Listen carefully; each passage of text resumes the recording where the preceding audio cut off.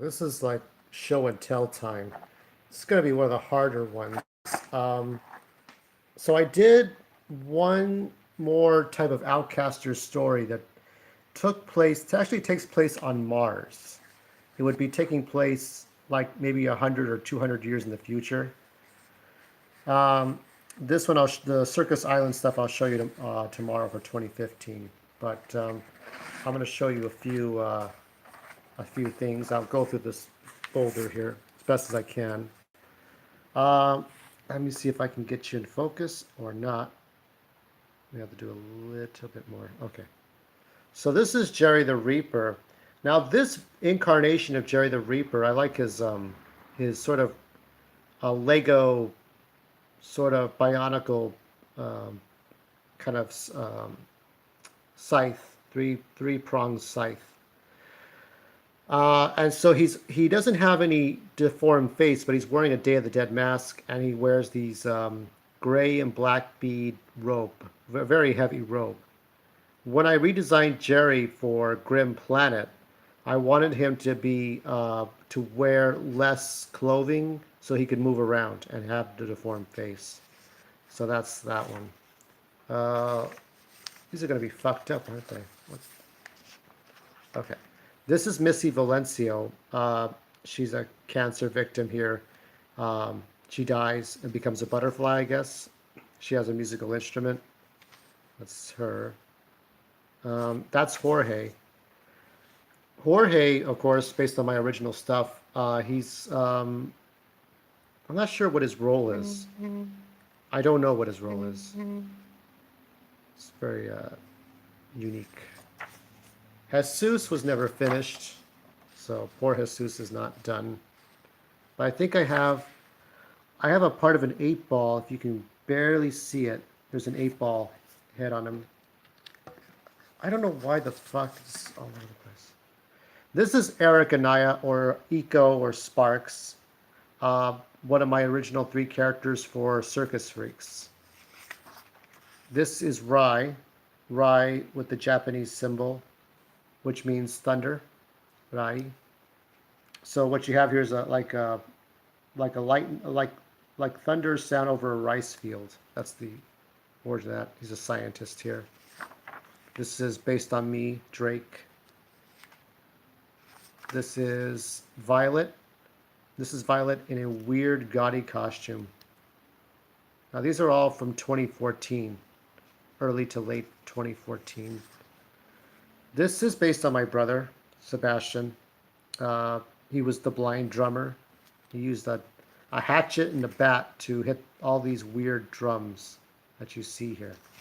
I was okay with that. This is Morotok. This is based on Natasha Ragozina. Ragozina was a Russian world champion kickboxer.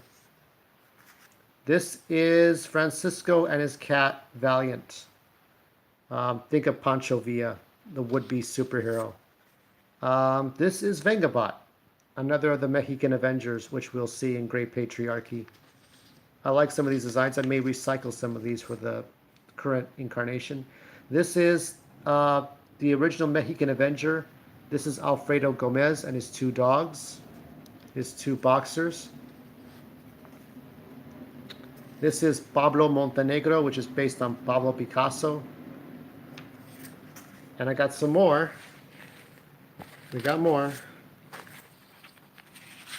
Trying to see what else we got in here. Seems I have some older drawings. There is Red to Black.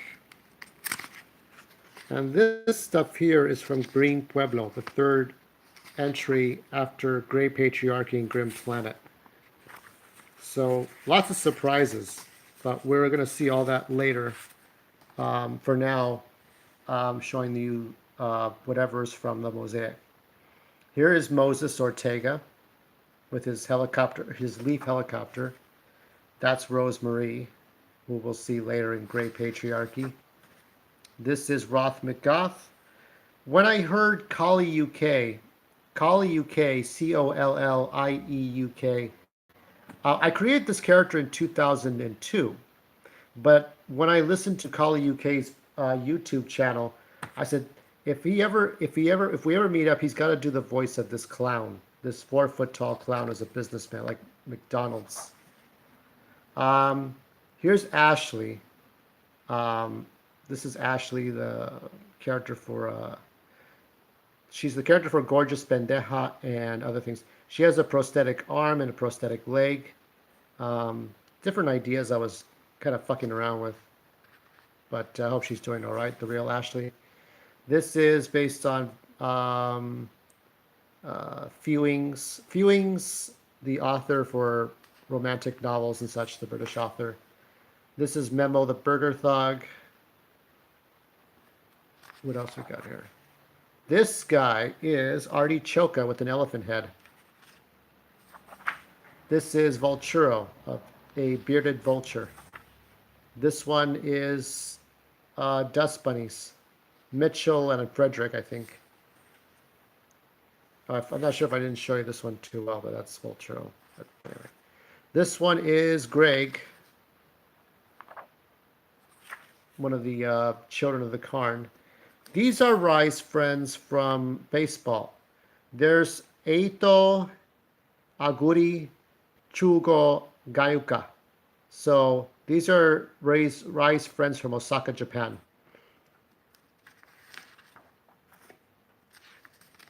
This is Wicho. You know, Wicho gambles.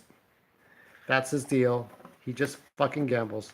I had another one. I had a couple more, but I don't know where they're at. One is about Adrian, based on my other brother who died as a baby.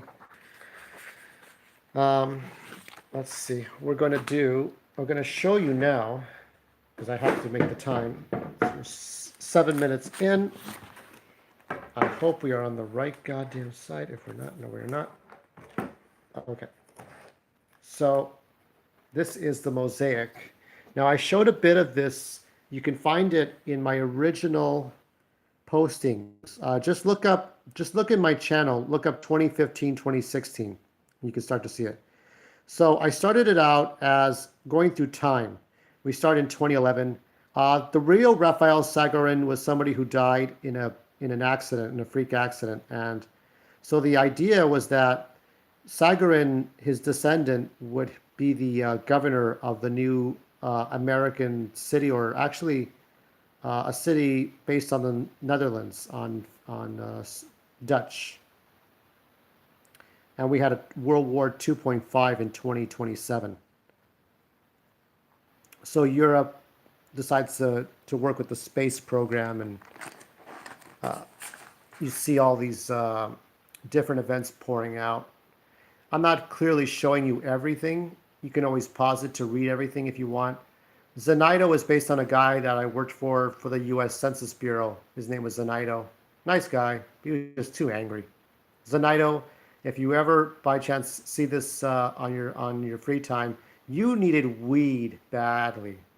You needed marijuana badly, man. You were just too mad. And I say that because I have a temper.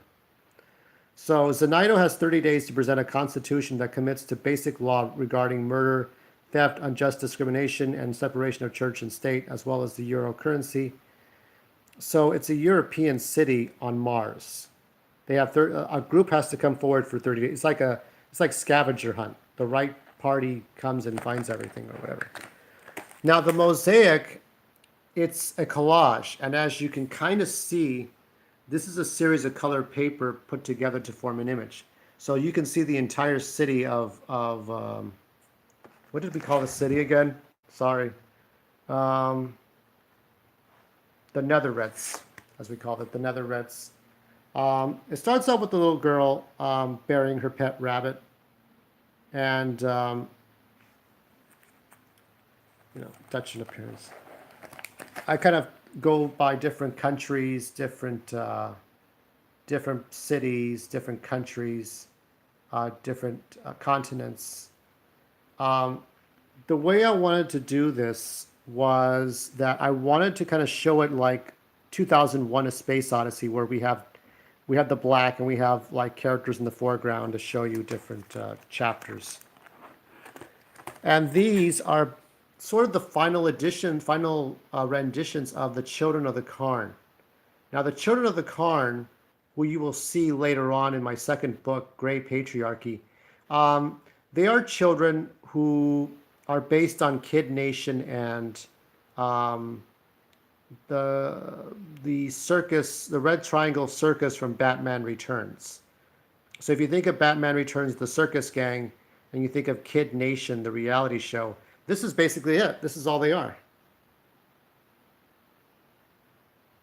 So you're not reading this clearly. I'm not showing you everything, mostly because I kind of gave up on this. It was never completely finished. But I'm okay with it. I mean, I worked hard on it. I put a lot of effort and time. I think I might have the other 2 pages in my drawer. If I can't find them, I can't find them, but I'm going to see if I can find them.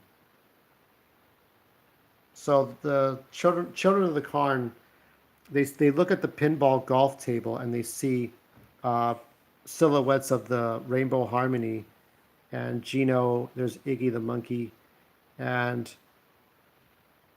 oh yeah, these are the invisible soldiers that help the children. This is like a really strange thing.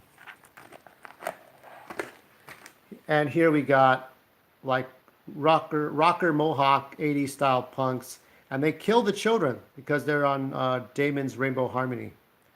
Each group has their own political points of view of how they want to run the Netherrets, the Dome, the city, the Mars City, and they're going to fight each other. And this is sort of the precursor to Gray Patriarchy, which is the precursor to Gray Patriarchy is when a world is devastated and destroyed by alien life forms, or when an alien force destroys a city or a world or a planet. People will try to fight to survive, but when there's no government, no constitution, people will. There's my character here praying towards Missy with the blue. Those are blue morpho butterflies, but they only appear in extreme hot conditions, so that's why there are flames. Otherwise, if you don't put hot flames near a butterfly like that, it'll die. It needs to be in really hot conditions. That's what I was saying. But when an alien life force takes over a world, yeah, people fight to survive, but people also fight to reestablish government. And that's been the basis of a lot of post-apocalypse. Jericho, Wasteland 2, Fallout video games, any book on post-apocalypse governments, by white Caucasian authors. But I have my take on it. This is J Heart. It's hard to see it with the J and the T. You can kind of see it if you look closely, but it's like, this is the second movement. This is Drake meeting Rye, the scientists. So all these are cardboard shapes glued together to make an image. This is based on a Japanese garden. They're playing baseball on a Japanese-style garden.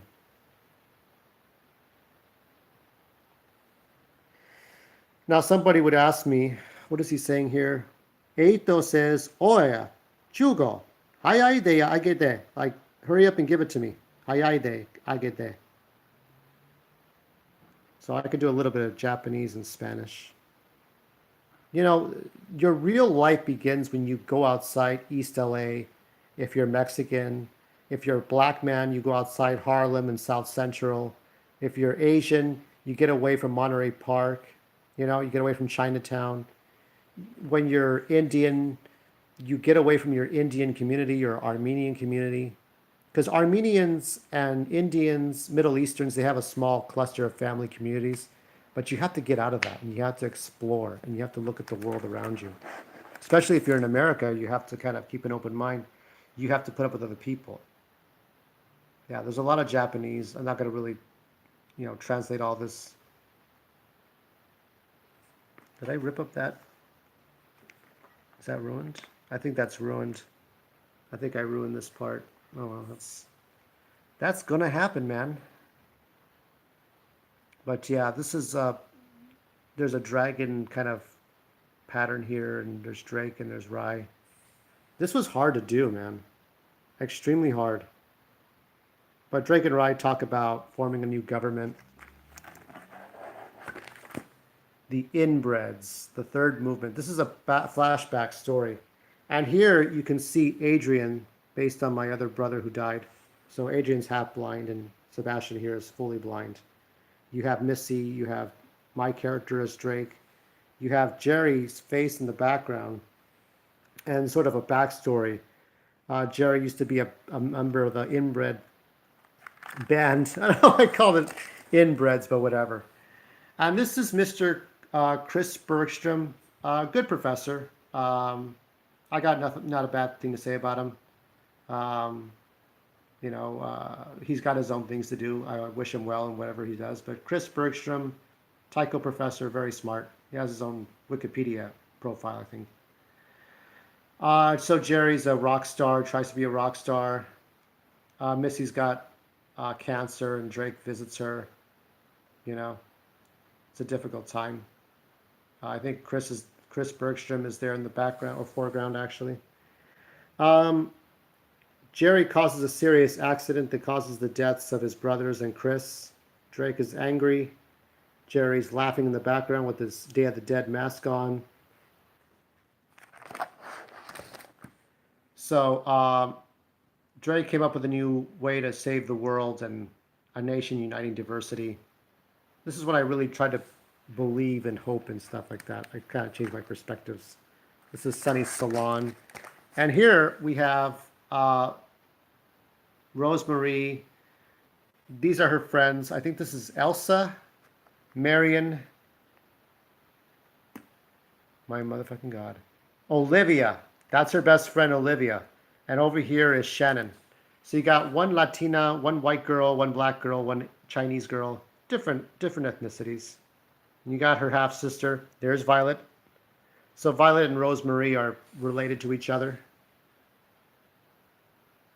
And just beautiful environments I try to create, these different atmospheres.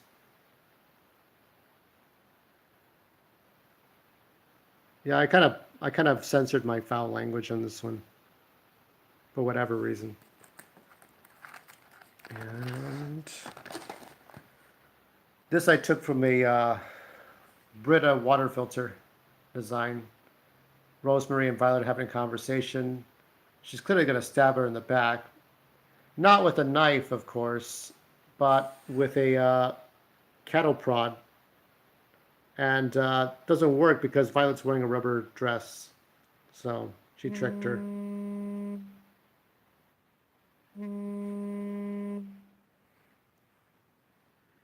People getting me text messages and sending me phone calls. And I'm like, fuck off if you're a scam. No scam artists. And we'll go to the last page. You see Violet here. And Rosemary's going to be one step ahead of her. Let me see if I have... Oh, Adventure Time. Let me see if I have the last few pages. Ah, here we go. I'm just going to show you this one, okay? So what you have here is... Yeah.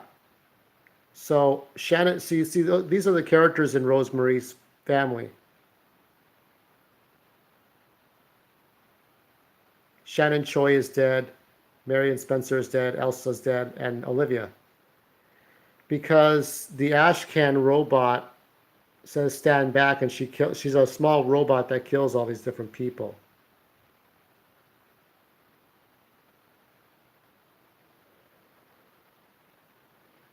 And Ashcan was about to shoot Rosemary, but Violet says no, and they back off and back away. And here you have the Devastators. So you have Jerry the Reaper, and she said, fuck you, and Violet says in a nutshell. Zetro says something that means derogatory. It means, I think it's cracks, some derogatory word. That's before I use the web dings, or some of the character fonts. Jesus is like, Huicho says, híjole, so ¿qué hacemos? What do we do? Que siempre hacemos, what we always do, pendejo. We go back to fucking the city up till there's no one left. Then once everyone else is dead, we can take over or kill Earth 2, whichever first. and the devastation continues, and in a remote place there is another heartbeat. So I kind of make transitions. This was going to transition to Zenaido, and because Zenaido's in charge, he talks to his girlfriend, and then there's more characters to introduce. But eventually, it was going to lead to the Outcasters fighting the Devastators, and then there would be a resolution. Um, so this was fun. I played around with the Devastators a bit. This is what I've always been writing: funny characters against funny characters. If you look at Magic the Gathering, where you have different groups against versus other groups. So if you look at Star Wars, where you have Jedi versus Sith versus the Empire versus the Republic versus the Trade Federation, the Commerce Guild, it's like, who are the good guys? Who are the bad guys? Are they really bad guys? Are they really good guys? When I see women telling stories, or when I see the soy boys or the younger generation, they always try to make everybody extremely good or extremely bad. Like, it's so simple. Everybody else is a Nazi and everybody else is good. It's not that simple. I mean, it was a good storytelling way back then, but you don't know now. We have so much knowledge. We have so much accumulation of knowledge that it's like it doesn't truly matter. But what does matter is when extreme good or extreme bad is committed, and that defines the characters to the point of no return. So when you see the rest of Grim Planet, Gray Patriarchy, and then Green Pueblo, you will understand what makes humanity and what destroys it, and what is the balance in between the two things. So I will show you 2015. It'll be a little bit lighter, and then Saturday will be the final part of 23 years of story, because I got to move on and do some other stuff. I can't, you know, I do this to make a point, and you will see the point on Saturday. Take care.